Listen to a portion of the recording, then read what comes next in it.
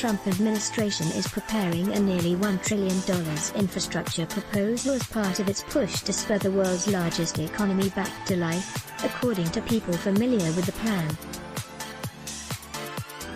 A preliminary version of the proposal being prepared by the Department of Transportation would reserve most of the money for traditional infrastructure work, like roads and bridges, but would also set aside funds for 5G wireless infrastructure and rural broadband, the people said.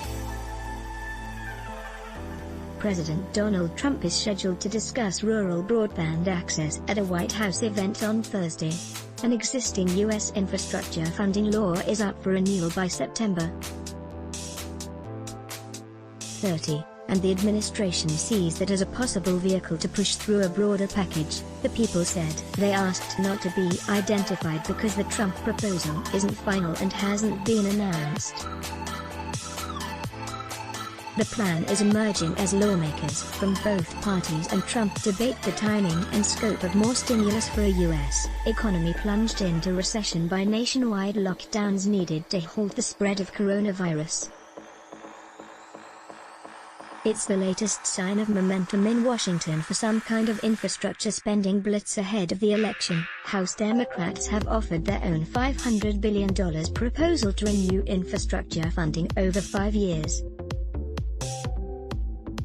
It's unclear how long the administration's draft would authorize spending or how it would pay for the programs. Trump is pushing to rev up the U.S.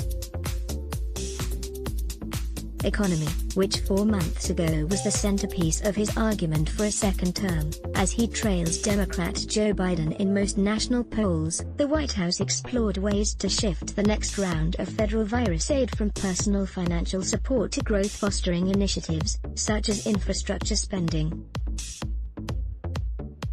The White House declined to comment specifically on the administration's plans. Since he took office, President Trump has been serious about a bipartisan infrastructure package that rebuilds our crumbling roads and bridges, invests in future industries, and promotes permitting efficiency, White House spokesman Judd Deere said in a statement.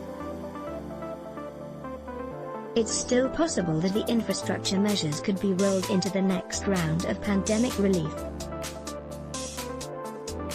The House passed $3 trillion in additional stimulus in May, but the Republican-led Senate spurned the bill and will instead weigh its options next month. The Democratic bill to reauthorize the current infrastructure program was unveiled this month. It includes investments in roads and bridges, funding to make certain projects more resilient to climate change, and funding for public transit and Amtrak, among other priorities. The House Transportation Committee is set to take up the measure on Wednesday.